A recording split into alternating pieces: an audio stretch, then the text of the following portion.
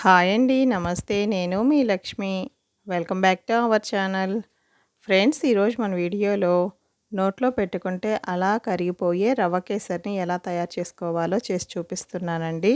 ఇప్పుడు నేను చెప్పబోయే కొలతలతో గనక మీరు రవ్వ కేసరి చేసుకుంటే చాలా రుచిగా ఉంటుందండి. రవ్వ కేసరి తయారు చేయడానికి ఏమేం పదార్థాలు కావాలో చూద్దాం. 1 కప్పు బొంబాయి రవ్వ, 1.5 కప్పు పంచదార, 3/4 కప్పు నెయ్యి, అలాగే డ్రై ఫ్రూట్స్, మీకు నచ్చిన డ్రై ఫ్రూట్స్ ఏవైనా సరే వేసుకోవచ్చు. అలాగే కొంచెం ఇలాచీ పౌడర్, అలాగే ఫుడ్ కలర్. ఇప్పుడు స్టవ్ వెలిగించుకొని బాండీ పెట్టుకోవాలి.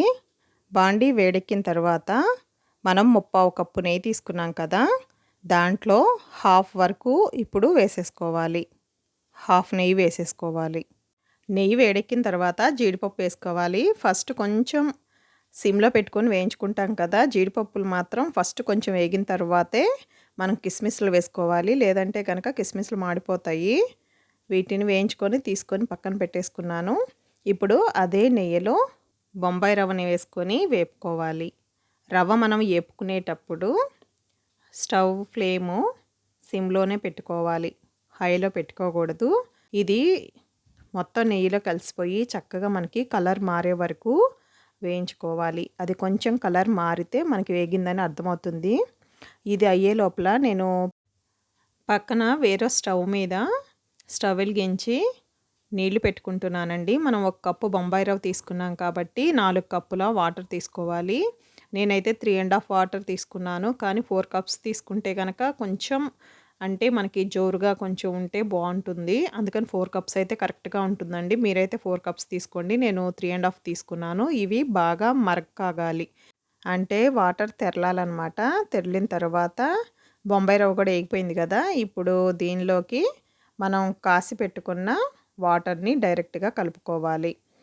మనం ఇలా కలపడం వల్ల మనకి రవ్వ ఆల్రెడీ వేగి ఉంది కాబట్టి చక్కగా మనకి హల్వా కూడా చక్కగా తినేటప్పుడు మనకి పొడి పొడిగా చక్కగా తెలుస్తుందనమాట రవ్వ ఏగడం వల్ల. ప్లస్ ఇంకోటి ఏంటంటే మనం హాట్ వాటర్ వేయడం వల్ల, మనం రవ్వ ఆల్రెడీ ఏగి ఉండడం వల్ల మనకి ఉండలు కట్టకుండా ఉంటుందన్నమాట. అంటే వంట రాని వాళ్ళు కూడా ఇట్లా చక్కగా వేసేసుకొని తిప్పేస్తే చేసేసేయచ్చు కూడా, చక్కగా ఉండలు కట్టకుండా ఉంటుంది. చాలామందికి ఉప్మా చేసేటప్పుడు మనకి ఉండలు కడుతుంది అంటారు కదా, అట్లా అవుతుంది. ఆ ప్రాబ్లం లేకుండా ఉంటుంది. ఇప్పుడు 1.5 కప్పు వరకు నేను షుగర్ తీసుకున్నాను. షుగర్ ఇష్టం లేని వాళ్ళు బెల్లం పౌడర్ కూడా వేసుకోవచ్చు. బెల్లం కూడా 1/2 వేసుకోవచ్చు. అలాగే మీకు స్వీట్నెస్ ఎక్కువ అవసరం లేదు, మేము తక్కువ తింటాం అనుకునే వాళ్ళు 1/4 కప్పు షుగర్ తీసుకుంటే కనుక సరిపోతుంది. నేనైతే 1.5 కప్ వేసాను.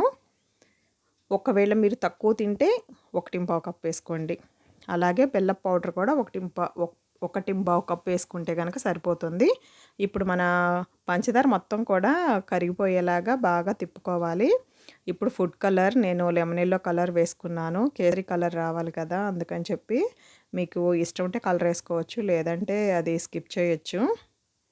అలాగే ఇప్పుడు మిగిలిన నెయ్యి ఉంది కదా, మనం మొదట వేసుకున్న నెయ్యి మిగిలింది కదా, ఒక హాఫ్ అది కూడా వేసుకొని కలుపుకొని తర్వాత మనం ఫ్రై చేసి పెట్టుకున్న డ్రై ఫ్రూట్స్ అన్నీ వేసుకొని కలుపుకోవాలి.